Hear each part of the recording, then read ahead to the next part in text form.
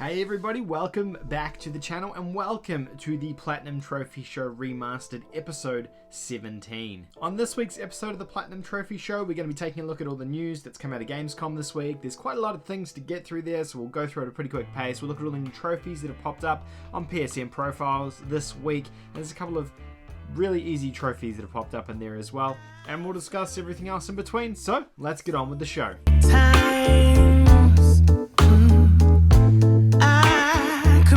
I just want to cut in here before we start quickly.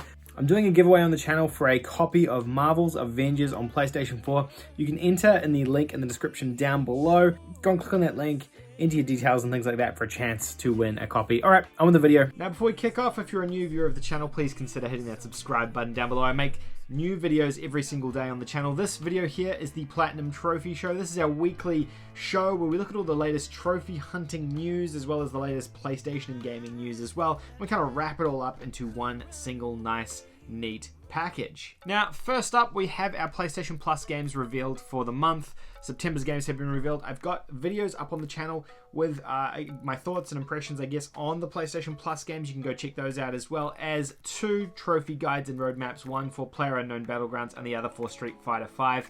Those are both up on the channel now, so you can go and check those out. They're both really hard platinums. We got some really good feedback from the community around Street Fighter V because I was using old information to make those guides. The community's really come together to give some really good tips on how to unlock those. So thank you everyone who's commented on those videos. I am going to be going for PUBG Platinum this month. I think given how many extra people are going to be playing the game, it could be a good chance to do it. I know people are saying there's a lot of glitches in there, but I'm still really keen to try. Wish me luck. Now, there are also 2 massive sales going on the PlayStation Store at the moment before we start. I don't have any video to play for these, but we have a Hidden Gem sale, which has got a ton of easy platinums in it. Radleaker games, Powgy games, East Asia Soft games, just tons of really easy and straightforward platinums. So if you're after some easy plats, go and check that out. I've got a couple of videos up on the channel about it already, and a couple more coming in a few days to kind of cover off everything in there. We've also got the under $20 sale going on as well. There'll be a video going up on the channel about that. And you would have seen videos going up on the channel about that over the last couple of days too, which has a ton of really high quality games in it for less than 20 bucks, which is, you know, again, a pretty good sale. Maybe less trophy focused, but just decent games. Now I'm gonna wrap up like Gamescom and general news into this. I'm not gonna cover everything off from Gamescom because there's just too much news to cover, but the first thing I want to talk about is this Marvel's Avengers paid battle pass for every superhero after launch. This is, I guess, what people were afraid of, but Crystal Dynamics has promised that superheroes added to Avengers after launch will always be free.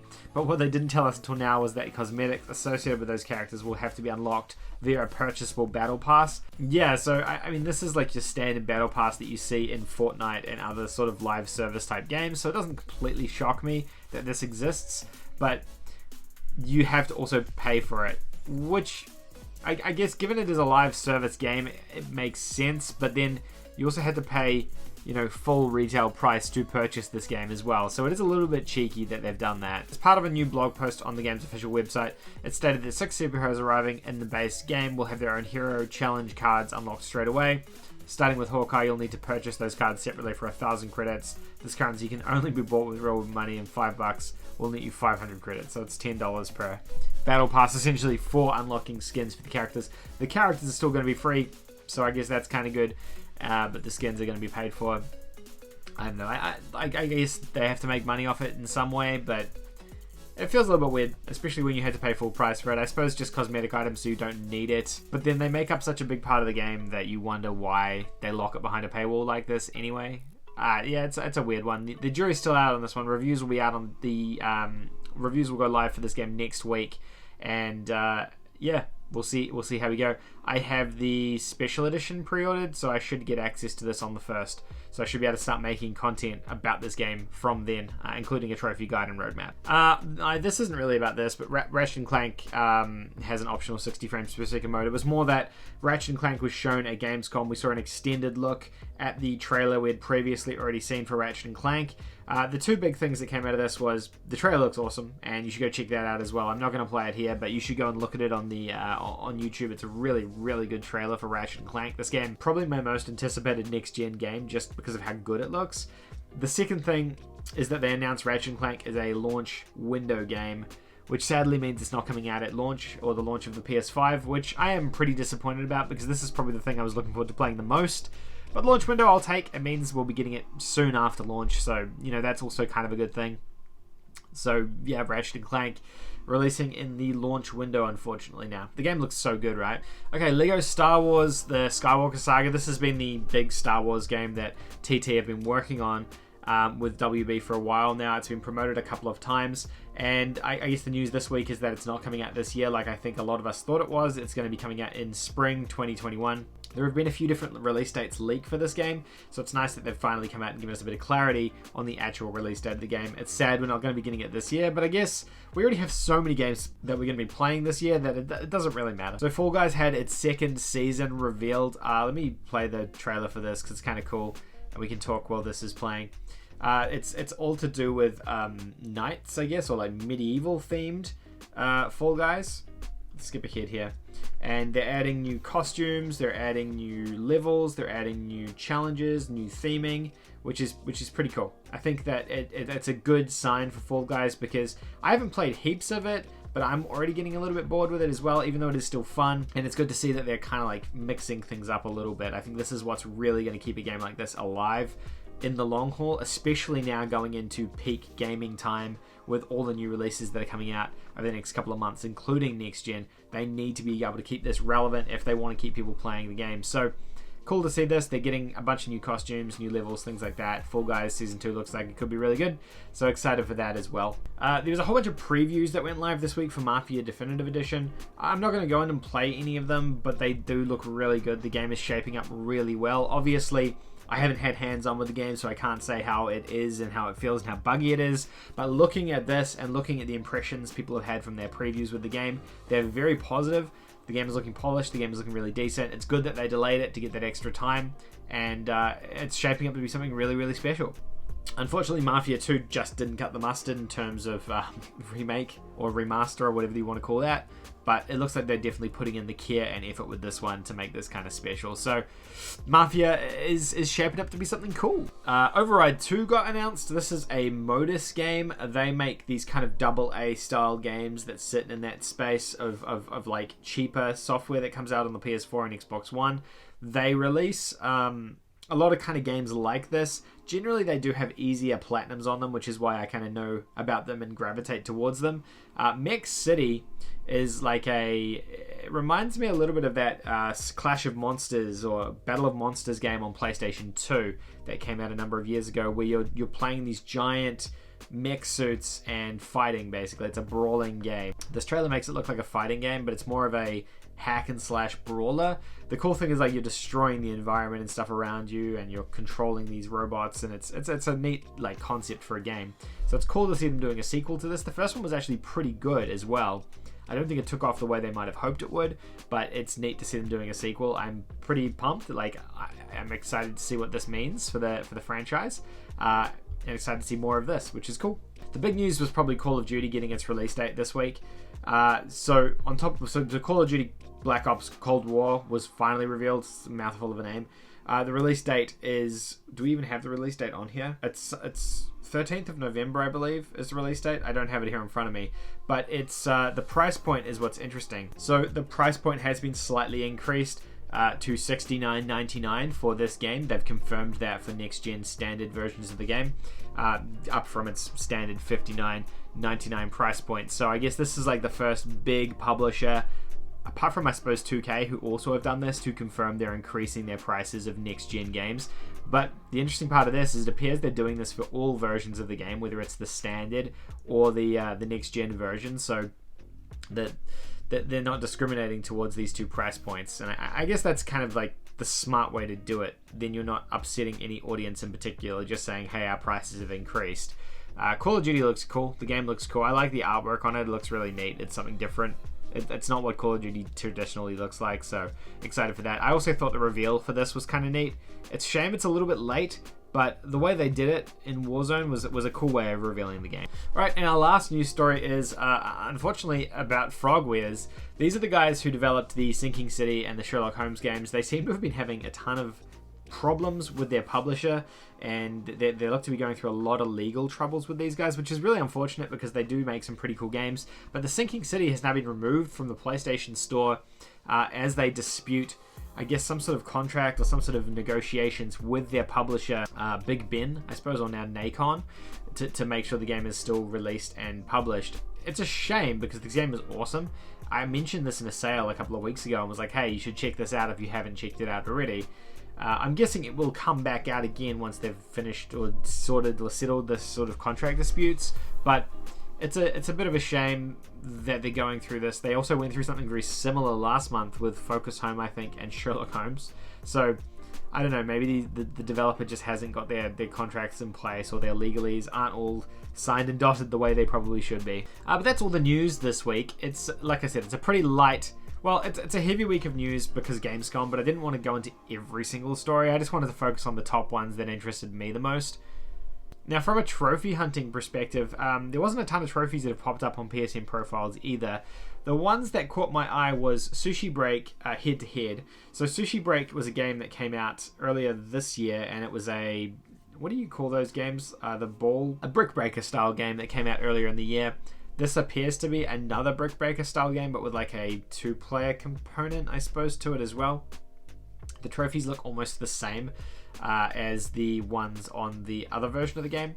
If we sort this by grade, so we can see the golds, we'll look at those. So earning 25 stars in the game, completing levels with 10 different characters in the game, collecting 25 coins in the game, defeating 10 characters in the game. So it feels almost exactly the same as the trophy list for the previous version. I did a trophy guide and roadmap for this game as well. It's up on the channel now for the previous game if you want to go check that one out, and you'll get a bit of an idea of how the difficulty in this one is. It's like a 2 or a 3 out of 10 in terms of difficulty. I would assume that this is going to be the same. It's probably going to take you about the same amount of time, like 10-ish hours or so to complete. These kind of puzzle games have a bit of flex in them in terms of length to finish, so it could be a little bit longer. Vader Immortals trophies went live. They did this in a weird way where they released 3 separate trophy lists for episode 1, 2, and 3 of Vader Immortal. The trophies don't seem particularly hard, but I would say it is probably going to be a little bit time consuming to earn all the trophies in this. The challenge with it is there's no platinum because they have them across 3 separate episodes with no plat, which is a little bit weird, a little bit disappointing. Should have had a platinum. It's a shame they didn't. But the game looks really good, so if you're after a solid VR game, there's some really decent reviews online of this one, and I'd recommend checking it out. This one here is going to be a challenging platinum. It's Wasteland 3. This is an RTS game. I know a couple of you guys have mentioned RTS games in the past. I don't play them really, so they're not my kind of thing. Wasteland is like, an ongoing series of games, but the platinum and the trophies for this one have gone live. Some people have got this. I thought the game was coming out next week. 28th, so it actually came out this week. I must have just missed that. What do we got here? Have we got any golds? No, got 1 gold. Where is it? There it is.